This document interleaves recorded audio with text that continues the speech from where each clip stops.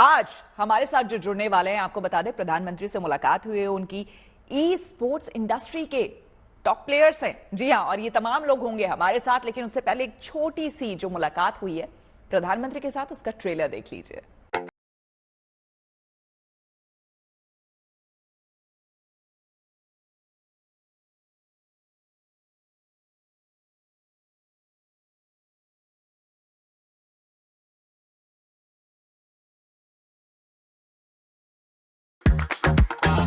But that moment जब बस वो आ रहे हैं, हार्ट बीट स्टॉप हो जाने वाला मोमेंट था वो। स्वागत है आप सबका।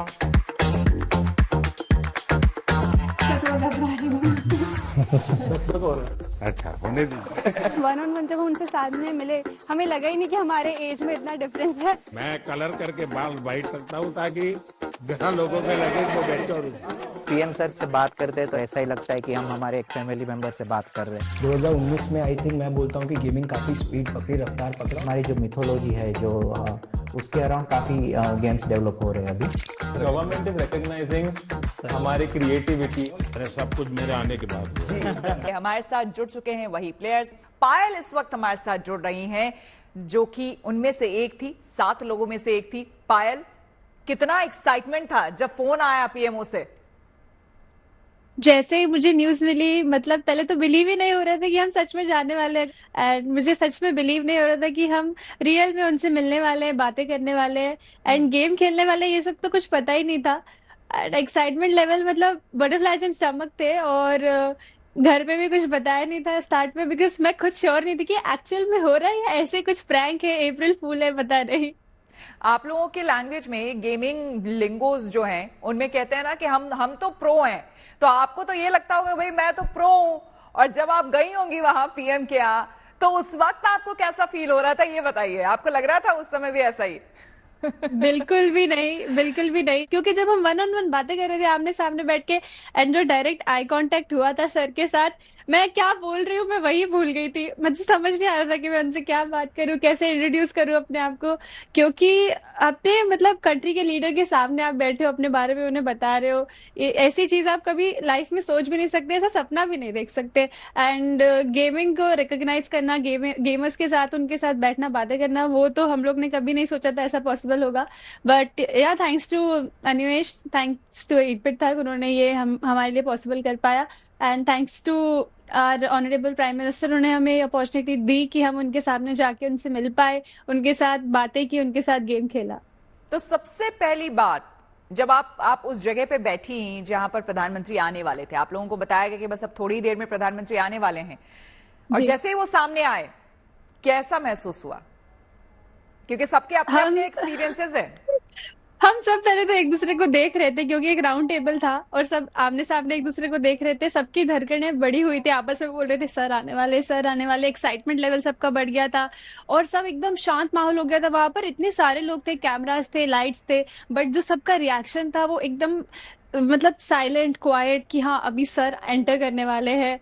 और वो टाइम, मतलब ऐसा मैंने लाइफ में आज तक फील नहीं किया है। वो एक जो एग्जाम हॉल में पहले जब हम एंटर करते हैं जो फीलिंग आती है ना, काइंड ऑफ वैसी फीलिंग थी, बट उससे भी ज्यादा लाइक धक धक स्टार्ट हो चुकी थी सबकी। एंड सब एक दूसरे को रिएक्शन दे रहे थे कि सर आ रहे, सर आ रहे। तो मतलब डर था, थोड़ा सा नर्वसनेस भी थोड़ी थी।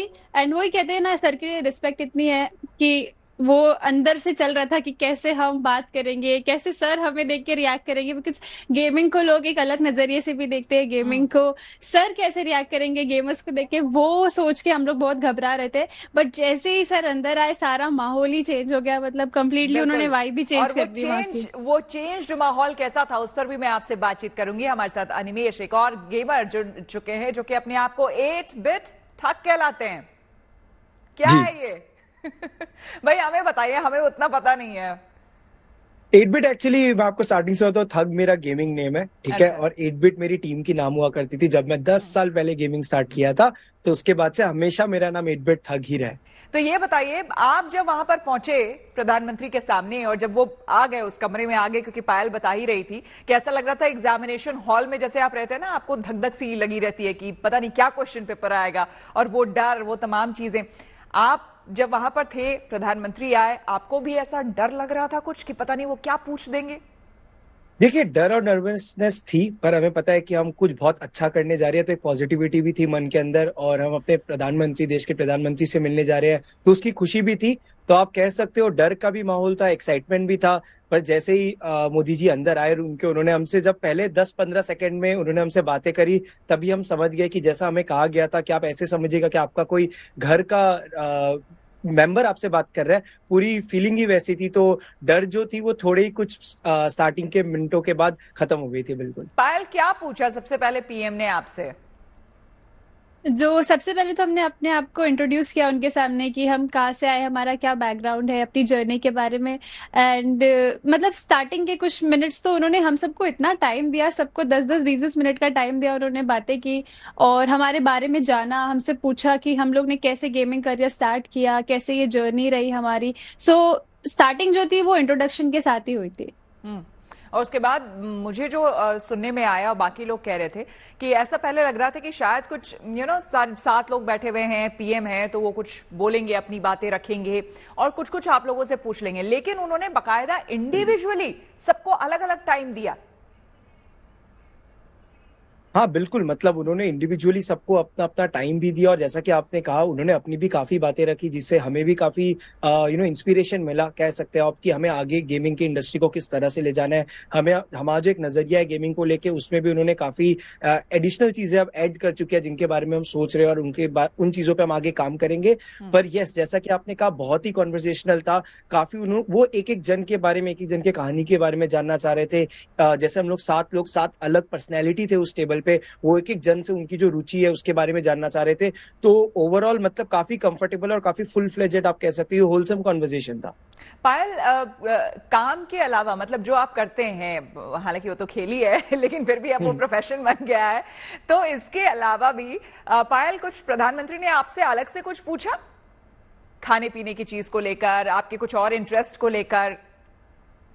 जी, उन्होंने तो सबसे पहले उनका ये सवाल था कि मेरी फैमिली का क्या रिएक्शन था गेमिंग को लेके, क्योंकि मैं लाइक इंडिया में फीमेल्स और लाइक टेक फील्ड में और गेमिंग फील्ड में उतना इन्वॉल्वमेंट पहले देखने को नहीं मिलता, लेकिन आज के टाइम पे अगर आप देखें तो काफी ज्यादा लड़कियां जो है वो आगे आ रही है इस फील्ड में भी, एंड इसको as a career option choose कर रही है। तो उनका सवाल मेरे लिए यही था कि आपने ये करियर ऑप्शन चूज कैसे किया और कैसे अपने मम्मी पापा को कन्विंस किया कि आपको ये as a career option choose करना है एंड आगे इसमें आपको कंटिन्यू करना है। अनिमेश, आप बताइए कि आपका किस तरह का सफर रहा है शुरुआत से लेकर अब तक? आप 10 साल पहले आपने शुरुआत की थी गेमिंग की, तो उस समय का दौर और आज के दौर को अगर आप देखते हैं तो कितना फर्क महसूस होता है?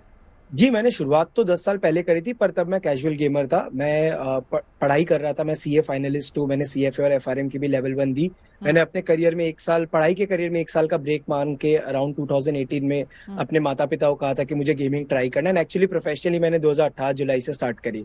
अगर आप 2018 और अभी में देखो तो काफी ज्यादा अंतर आ चुका है। ऑब्वियसली इंडिया में गेमिंग के बूम का बहुत बड़ा रीजन ये था कि यहाँ पे इंटरनेट सबसे सस्ती मिलती है, चीपेस्ट डेटा है हमारे देश में, जिसके वजह से आजकल सभी लोग इंटरनेट एक्सेस कर पा रहे थे उस समय में। एंड देन फिर अगर आप देखो जिस तरह से कोविड आया एंड उसके वजह से सब लोग घर पे रहने लग गए, तो गेमिंग इंडस्ट्री को ग्लोबली काफी ज्यादा बूम मिली थी, काफी सब लोग गेम्स खेलने लग गए थे। वहां से गेमिंग इंडस्ट्री की आप कह सकते हो इतिहास बदल गई थी।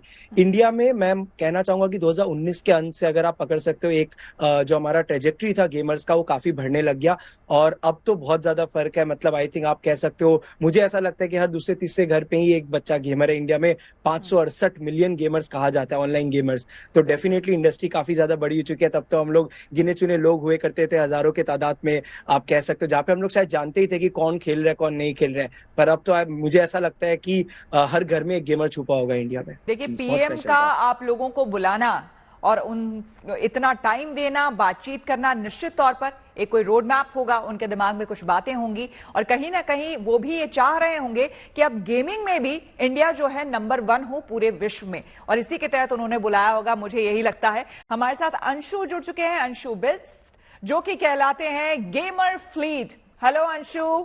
हाय, कैसे हैं आप? बिल्कुल ठीक, बिल्कुल ठीक। और साथ ही हमारे साथ मिथिलेश पाटनकर हैं, जो कि मिथ पैच कहलाते हैं अपने आप को। Hi hello hello Mithilesh. Hello, thank you so much for having me. क्या बात है, सारे प्रोज यहाँ पर बैठे हुए हैं।